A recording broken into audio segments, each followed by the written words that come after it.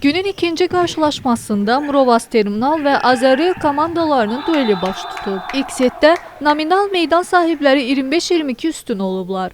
Gərginliyi ilə diqqət çəkən və 82 xalın qeydə alındığı ikinci setdə Azerrail 42-40 qalib gələrək ümumi hesabı bərabərləşdirib. Uğurlu çıxışını 3-cü setdə də davam etdirən qonaqlar 25-19 üstün olublar.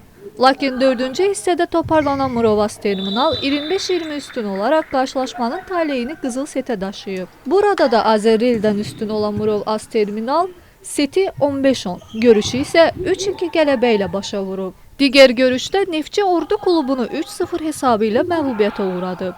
Qeyd edək ki, kişilərin Azərbaycan çempionatında 6 komanda Azerrail, Mrovas Terminal, Xilasedici, Neftçi, Ordu və gənclər iştirak edir. Oyunlar dairəvi sistem üzrə ev səfər prinsipi ilə 2 dövrədə keçiriləcək.